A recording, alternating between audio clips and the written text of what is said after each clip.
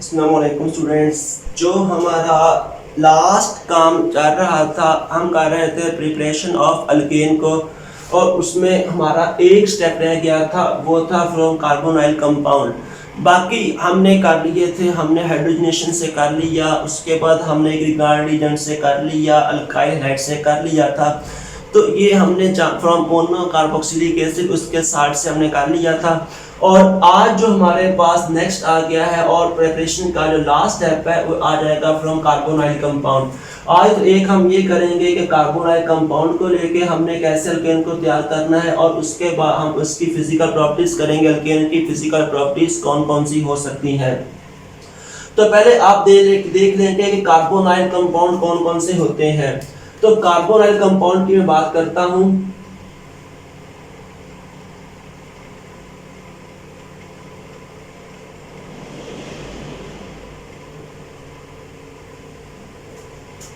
Carbonyl compounds की बात करता हूं तो हम कार्बोनाइल कंपाउंड उस कंपाउंड को कहेंगे जिसके अंदर ये वाला कार्बन होगा, कार्बोनाइल कार्बन। कौन सा कार्बन होगा?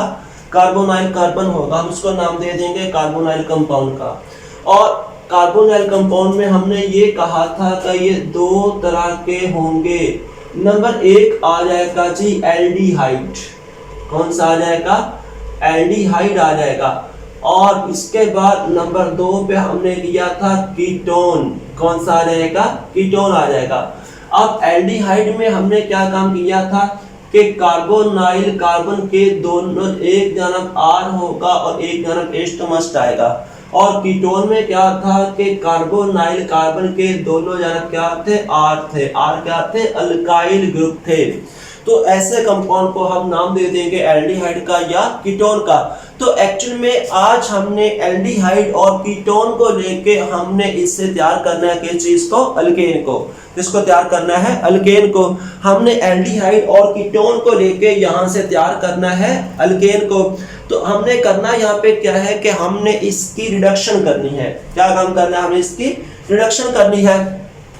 रिडक्शन कैसे करेंगे कि आप इसके अंदर ऐड कर दोगे हाइड्रोजन आयन को। किसको एक्शन करा दोगे? आप इसकी कर दोगे इन दोनों की। जब हमने करनी है रिडक्शन, तो इन दोनों की रिडक्शन करने के बाद हमारे पास जो कंपाउंड आ जाएगा वो हमारे पास आ जाएगा अल्केन। कौन सा कंपाउंड आ जाएगा? अल्केन आ जाएगा।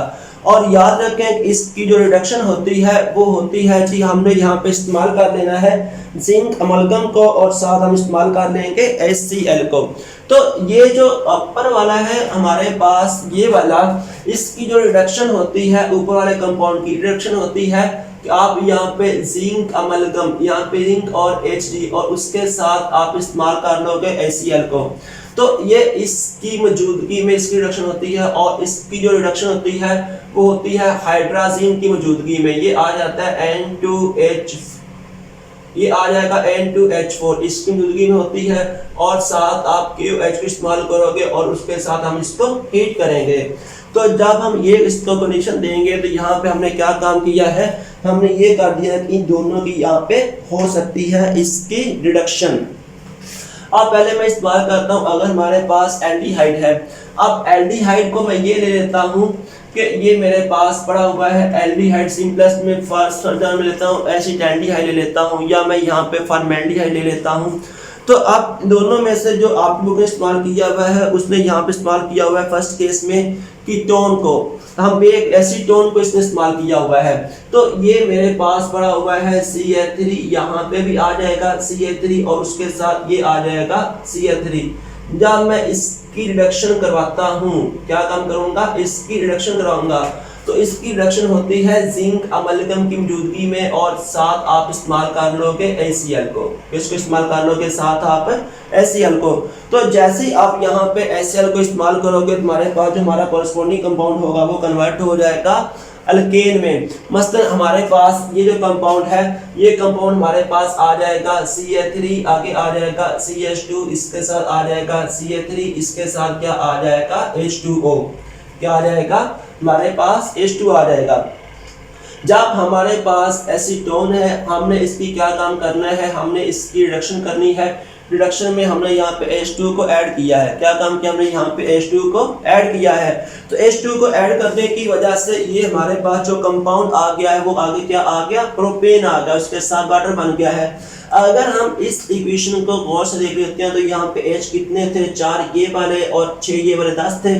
तो यहाँ पे कितने हैं, हम उसको ये देख लेते हैं कि 8 इसके पास है और 2 इसके पास है, 10 पूरे होगा हाइड्रोजन। उसके बाद कार्बन की बात करते हैं, यहाँ पे कार्बन कितनी है, 1 2 और 3, यहाँ पे भी कार्बन कितनी है, 3 है। और ऑक्सीजन यहाँ पे कितनी थी, 1 थी, यहाँ पे ऑक्सीजन कितनी है, वो 1 है। लेकिन मसला ये है कि आपके ना जो न्यूज़ के बाय है उन्होंने यहाँ पे इसको बैलेंस यहाँ पे 2 इसके साथ नहीं आता। अब इसके साथ मैं यहाँ पे ले लेता हूँ एल्डिहाइड को, तो एल्डिहाइड इस्तेमाल कर लेता हूँ एसिटाल्डिहाइड को। इसको इस्तेमाल कर लेता हूँ एसिटाल्डिहाइड को। तो अगर मैं एसिटाल्डिहाइड को इस्तेमाल करता हूँ, ये कंपाउंड आ जाएगा C डबल बॉन्ड O, ये आ जाएगा CH3, इसके साथ ये आ जाएगा H। जब मैं इसकी करता हूँ रिडक्शन तो आगे इसकी जो कंडीशन मैंने बता दी है कि ये जो इसके लिए कंडीशन हमारे पास आ जाएगी ये वाली, वो आ जाएगा हाइड्रोजन को इस्तेमाल करोगे N2H4, इसके साथ आप इस्तेमाल कर लोगे KOH को, इसको आप हीट करोगे, हीट को दोगे आप ऑलमोस्ट 200 डिग्री सेल्सियस। कंडीशन दे दोगे आप, इसको टेम्परेचर दे दोगे ऑलमोस्ट 200 डिग्री सेल्सियस।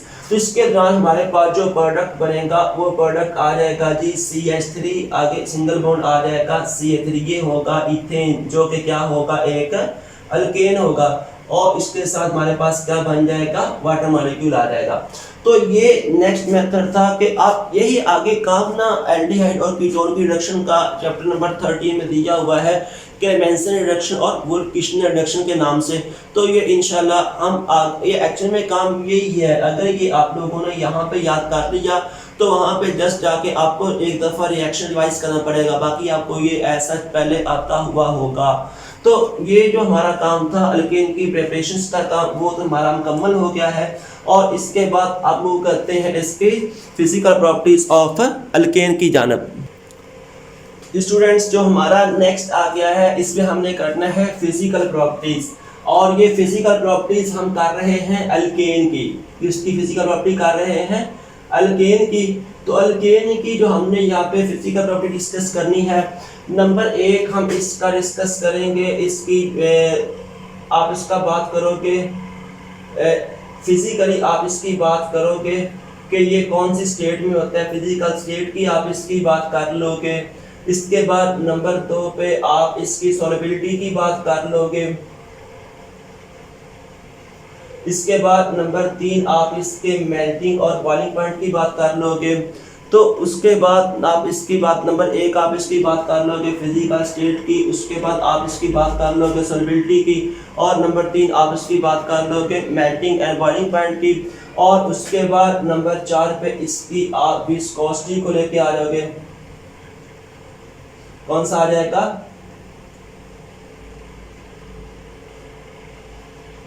आप ये इसकी विस्कोसिटी को लेके आ जाओगे। तो इसका पहले हम कर लेते हैं इसकी फिजिकल स्टेट में। तो फिजिकल स्टेट में जब हमने जाना, इसका जो पहला पॉइंट हम करने जा रहे हैं वो आ जाएगा फिजिकल स्टेट का। तो फिजिकल स्टेट इसका बहुत ही आसान सा है कि अगर हम बात करेंगे कार्बन 1 से लेके हमारे पास होगा कार्बन 1 से लेके होंगे कार्बन 4 तक कंपाउंड। कार्बन 1 से कार्बन 4 कंपाउंड होगा, यानी कि कार्बन 1 में आप लेके आ जाओगे, ये आ जाएगा मीथेन, और कार्बन 4 तक आ जाएगा C4 और H यहाँ पे आ जाएगा ये वाला, ये यहाँ पे आ जाएगा H10 आई थिंक आएगा, H10 आएगा। तो इसको आप कर दोगे, ये आ जाएगा ब्यूटेन। ये जो होते हैं इसके बारे में आप ये करोगे कि फिजिकली ये होते हैं गैसेस। ये क्या होते हैं, गैसेस होते हैं। गैसेस का कोई कलर नहीं होता, क्या नहीं होता, इनका कोई कलर नहीं होता, कलरलेस गैसेस होती हैं। इसके बाद आप जब मूव करते हैं कार्बन नंबर 5 से लेके कार्बन नंबर हम जाते हैं 17 तक, यानी कि वो कंपाउंड जिसपे 5 कार्बन शुरू करेंगे और इसके अंदर टोटल कार्बन आ जाएंगे 17। ये जो होते हैं कंपाउंड, ये होते हैं लिक्विड। ये क्या होते हैं, फिजिकली ये लिक्विड होते हैं। अब ये लिक्विड क्यों है? क्योंकि इसका मास बढ़ चुका है as compare to Kapoor 1, 2, 3 and 4 liquid state चले जाएंगे। लेकिन जब हम जाते हैं कार्बन 18 से ऑनवर्ड जितने भी आ जाएंगे ये तमाम के तमाम आते हैं सॉलिड स्टेट में। ये किस स्टेट में आ जाते हैं? सॉलिड स्टेट में। बात समझ आ गई ना? किस में चले जाएंगे? सॉलिड स्टेट में। उनका मास वहां पे इतना बढ़ जाएगा वो कन्वर्ट हो जाएंगे सॉलिड स्टेट के अंदर। इसके बाद नंबर 2 पे हमने करना है सोलबिलिटी। सोलबिलिटी में जब हम जाते हैं तो हम इसको ये कर देते हैं, ये होते हैं इनसॉल्युबल इन वाटर। जब आप सोलबिलिटी की बात करोगे तो ये तमाम के तमाम इनसॉल्युबल होते हैं, ये तमाम के तमाम होते हैं नॉन पोलर। क्या होते हैं? जो जितने भी अल्केन होते हैं ये तमाम के तमाम होते हैं नॉन पोलर। नॉन पोलर होने की वजह से आप इसको करोगे इनसॉल्युबल इन वाटर। पानी के अंदर ये हल नहीं होते क्योंकि वाटर पोलर होता है और वो नॉन पोलर होते हैं, इस वजह से वाटर के अंदर वो हल नहीं होंगे। और उसके बाद ये होंगे soluble in non polar solvent. Non polar solvent में कौन सा आ सकता है? इसमें हम करेंगे आ जाएगा बेंजीन आ जाएगा, उसके बाद ईथर वगैरह आ जाएगा। इसके अंदर ये हल हो जाते हैं। लेकिन याद रखें कि इसकी जो सॉल्युबिलिटी होती है डिक्रीज कर जाती है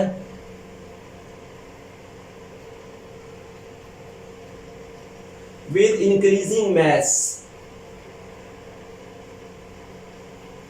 जैसे जैसे हम कंपाउंड के मास को बढ़ाते जाएंगे उसकी सॉल्युबिलिटी क्या होती जाएगी?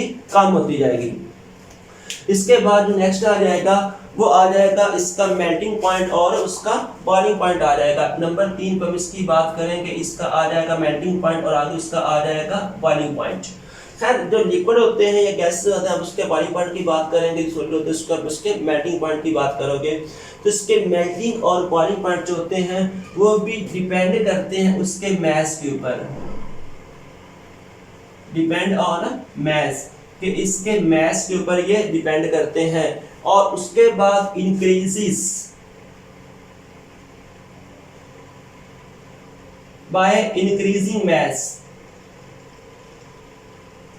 ये क्या होगा कि जैसे आप मास को बढ़ाते जाओगे वैसे वैसे मेल्टिंग और बॉइलिंग पॉइंट क्या काम करेंगे? वो इंक्रीज करते जाएंगे। इससे फॉर एग्जांपल कि अगर हमारे पास हमने लास्ट टाइम किया था कि होमोलोगस सीरीज बनाते हैं तो अगर आप कंपाउंड के अंदर एक CH2 ग्रुप का इंक्रीज कर दोगे इससे जो मेल्टिंग और बॉइलिंग पॉइंट है वो 20 से 30 डिग्री सेल्सियस क्या हो जाएगा? इंक्रीज कर जाएगा। क्या काम करेगा? इंक्रीज कर जाएगा। कि अगर हमारे पास कंपाउंड में हमने एक CH2 का इजाफा कर दिया तो इस इजाफा करने की वजह से उसका जो मेल्टिंग और बॉइलिंग पॉइंट है वो क्या होता जाएगा? 20 से 30 डिग्री क्या होता जाएगा? ज्यादा होता जाएगा। और उसके बाद जो हमारे पास होते हैं आइसो कंपाउंड, हमारे पास ये 2 तरह के कंपाउंड हो सकते हैं। एक आ सकता है नॉर्मल यानी कि N कंपाउंड और दूसरा आ सकता है ब्रांच्ड। जो ब्रांच होते हैं इनके मेल्टिंग और बॉइलिंग पॉइंट लो होते हैं और इनके क्या होते हैं? इनके मेल्टिंग और बॉइलिंग पॉइंट हाई होते हैं। क्यों हाई होते हैं? क्योंकि ब्रांच बनने की वजह से उसका साइज कम हो जाता है।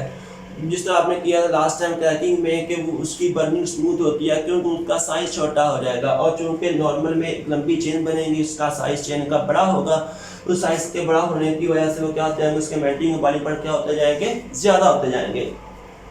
इसके बाद नेक्स्ट आ जाएगा विस्कोसिटी। इसको हम इजीली कर लेते हैं विस्कोसिटी।